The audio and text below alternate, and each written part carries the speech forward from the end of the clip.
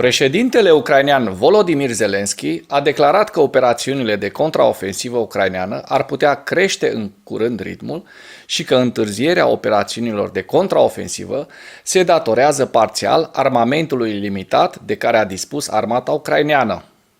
Zelensky a declarat la Forumul de Securitate din Aspen din 21 iulie că forțele ucrainene intenționau să lanseze operațiuni contraofensive în primăvară, dar că lipsa munițiilor și a echipamentelor militare, cum ar fi echipamentele de deminare și formarea continuă a trupelor ucrainene în străinătate, a necesitat o întârziere. Zelensky a remarcat că întârzierea operațiunilor de contraofensivă ucraineană a permis forțelor ruse să stabilească câmpuri de mină și mai multe linii defensive. Ziua 515 a războiului din Ucraina.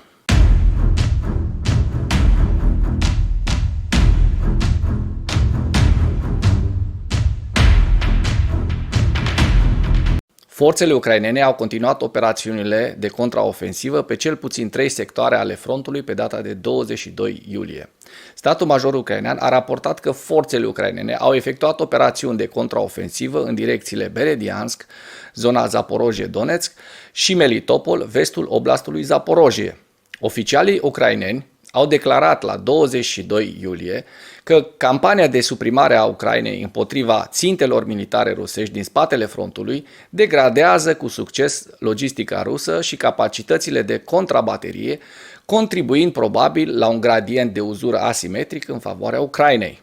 Șeful ucrainean al direcției principale a unităților de rachete, artilerie și sisteme fără pilot, a statului major general, colonelul Serhei Baranov, a declarat la 22 iulie că unitățile ucrainene de rachete și artilerie sunt responsabile pentru aproximativ 90% din pierderile rusești. Baranov a declarat că unitățile ucrainene de rachete și artilerie au creat un pumn de foc cu rază lungă de acțiune datorită rachetelor și a sistemelor de artilerie occidentale de înaltă precizie și că loviturile ucrainene sunt atât de puternice și precise încât forțele ruse nu mai pot efectua focuri eficiente de contrabaterie.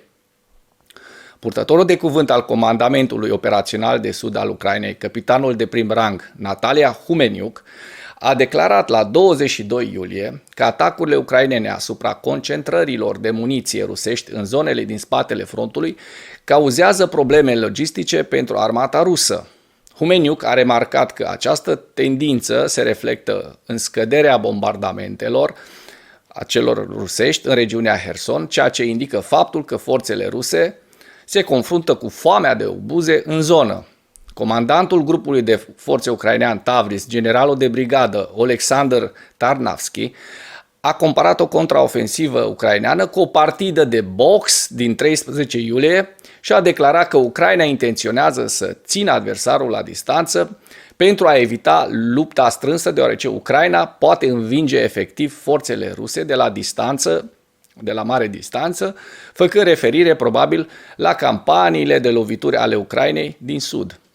Declarațiile lui Baranov, Humeniuk și Tarnavski sugerează că armata ucraineană duce cu succes această campanie de interdicție, iar această campanie este un aspect central al planului Ucrainei de a crea un gradient de uzură asimetric care să conserve forțele combative ucrainene, cu prețul unei rate mai lente de câștiguri teritoriale, în timp ce uzează treptat trupele și echipamentul rusesc.